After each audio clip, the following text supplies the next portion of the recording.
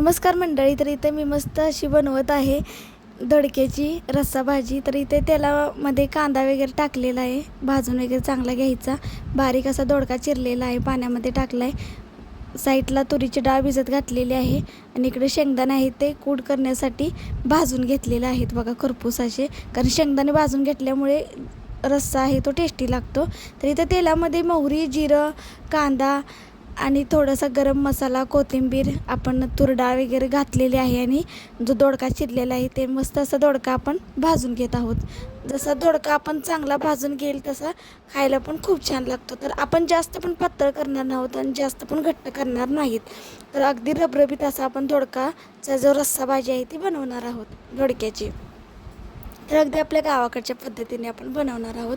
तर त्यासाठी आपण दोडका आधी चांगला भाजून घ्यायचा आणि मग आपलं जे घरगुती जे लाल तिखट आहे ते त्यामध्ये टाकायचं आणि वरून पुन्हा शेंगदाण्याचं जे कूट आहे ते टाकायचं. कारण कोथिंबीर तर आपण आधीच तेलामध्ये टाकलेलं आहे, त्यामुळे खायला खूप टेस्टी लागते. तेलामध्ये कोथिंबीर टाकल्यामुळे आस्वाद पण खूप छान येतो. तर इथं मी 2 पार्टमधले इथे व्हिडिओ आलेले आहे तुम्हाला. एकीकडे शेवग्याचा रस्सा मी शिजत घातलेला होता आणि एकीकडे कुकर भाताचा आपला जो होता तो झालेला होता.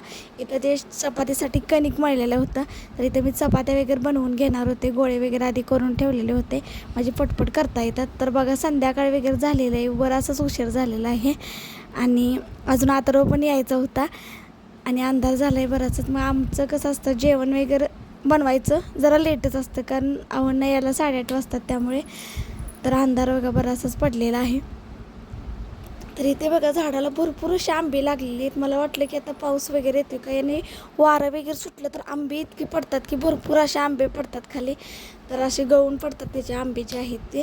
तर भरपूर आणि गोड पण खायला भारी लागतात आणि कच्चे असते त्यावेळेला आंबट असे आंबे हे लागतात बघा. तर मी आधी थोड्याशा ज्या तुरी होत्या त्या उन्हाला घातलेल्या होत्या. अचानकच वारं सुटलेलं बघून आभाळ वगैरे तयार होत होतं, पाऊस येते का काय असं वाटत होतं. त्यामुळे मी गच्चीवरती गेले होते. तुरी ज्या आपण उन्हामध्ये टाकलेल्या होत्या त्या म्हटलं आणायच्या.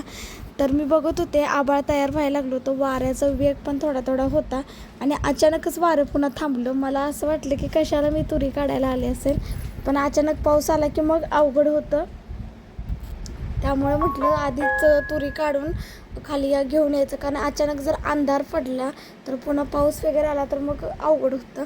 त्यामुळे म्हटलं काढून आणायच्या तुरी. तर बघा वारं वगैरे सुटलेलं होतं आणि साडीवरती मी तुरी अशा पसरून शिना घातलेल्या होत्या, थोडंसं ऊन लागेल म्हणून शिना. तर तोपर्यंत 4 वाजताच घातलं होतं लेट, तसं ते दुपारी घालायला हवं होतं पण नीट करायचं होतं, त्यामुळे मी 4 वाजता नीट करून झाल्यानंतर अशा तुरी बघा घातलेल्या आहेत. तर एक दिवस आपण त्याला भिजवून वगैरे घेणार आहोत आणि भिजवल्यानंतर मस्त असं 1-2-3 ऊन द्यायचं कटकटीत आणि मस्त अशी डाळ त्याची पाडून आणायची.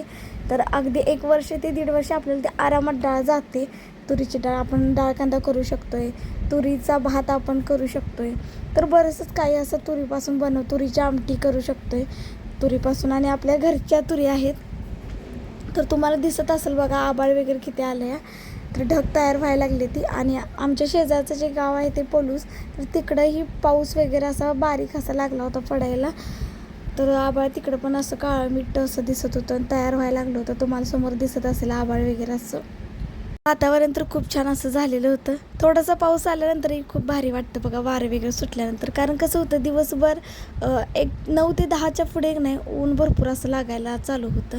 त्यामुळं संध्याकाळी थोडंसं वारं सुटलं, बारीक असा पाऊस वगैरे आला की खूप भारी वाटतं आपल्याला पण. त्या तुरी होत्या त्या सगळ्या मी गोळा केल्या आणि गोळा करून मी खाली घेऊन वगैरे यायचं म्हटलं. या आंबे तुम्हाला समोर दिसत असतील, असे आंबे बघा पडलेले आहेत. वाऱ्याचा जर वेग इतका वाढतो, कारण जे घरं आहेत ते लांब लांब थोडे असतात, त्यामुळं जर घरं घासून असते की वारं जास्त येत नाही आहे, पण लांब लांब घरं असल्यामुळं कसं होतं वाऱ्याचा वेग जास्त असतो आणि जे झाडाचे आंबे वगैरे काय असतात, नारळ वगैरे, तर ते धपाधप असे पडतात खाली, असं होतं बघा. तर मी म्हटलं आता गच्चीवरती जाऊन शेणा आपण ज्या तुरी आहेत त्या आपण आता म्हटलं काढून आणायच्या. मग ते काढून वगैरे आणण्यासाठीच बघा मी गच्चीवरती गेलेले होते. तर इथे बघा आपली जी गवारी आहे ती खूप छान अशी गवारी आलेली आहे, पण थोडं थोडं बारीक असं त्यामध्ये की नाही तण आलेलं आहे, ते खुरपून काढायचं म्हटलं. आणि इथे समोर तुम्हाला जे दिसत असतील ते कांदे आहेत. ज्या वेळेला आपण कांदे काढलेले होते त्यावेळेला त्यामध्ये की नाही कुठेतरी कांदा तुटून निघाला होता, तो जमिनीत तसाच होता. ज्यावेळेला आपण खुरपं फिरवून ओप्यामध्ये घेतो त्यावेळेला ते कांदे बाहेर निघत होते असे. तर मोठे मोठे असे कांदे होते बघा, ते मी साईडला काढून ठेवले होते बरेचसेच. आणि शेजारी जो एक ओपा आहे त्यामध्ये तोंडाला थोडासा लसूण ज्या वेळेला आपण काढत असतो त्यावेळेला कट होऊन निघालेला लसूण होता, तोही आता आपण उद्याच्याला काढणार आहोत. तर इथे बघा मस्त असा कांदे आपले निघालेले आहेत भरपूर असे बघा. कुठेतरी एखादं खुरपं वगैरे असं काढताना लागलेलं आहे कांद्याला. तर एवढं म्हणतात की कांद्याला जर खुरपं थोडंसं लागलं तर कांदा खराब होण्याची शक्यता भरपूर असते. आणि एका अर्थी असतं बघा, घाण जी ओप्यामधली होती ती मी साईडला अशी बघा काढून टाकलेली आहे. जे कांद्याचे जे तरू वगैरे होते की नाही वाळलेले ते साईडला काढले होते. आणि जे आपण करडा असतो की नाही त्याचं बी तयार होण्यासाठी जी झाडं ठेवलेली होती तर ती झाडं मी उचलून शिना साईडला ठेवलं. त्याला भरपूर अशी काटा आहेत. काढायचं कसं मला पण एवढं काही माहीत नाही आहे, पण मी उचलून ते साईडला ठेवलं. त्याला भरपूर असे काटे आहेत, त्या काटे आहेत ते टोचते. त्यांना गवारी आपली उगवून आलेली आहे बघा खूप छान अशी. थोडंसं खुरपं फिरवून घेण्याची गरज आहे आता त्यामध्ये. मग आता ओपा स्वच्छ करून झाल्यानंतर गवारी आपण जी आहे ती त्यामध्ये टोकून घेणार आहोत. आणि 1-2 ओपे जे राहिलेले आहेत ते.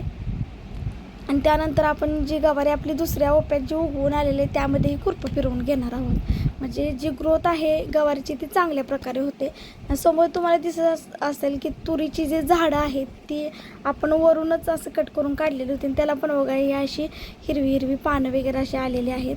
तर इकडच्या ओप्यामध्ये जर म्हणायला गेलं तर मी काकडी गवारी मिक्स असं लावलेलं आहे. इकडे बघा भरपूर असं तण वाढलेलं आहे. हे पण मोठं जे आहे ते काढून घेतलं पाहिजे आहे.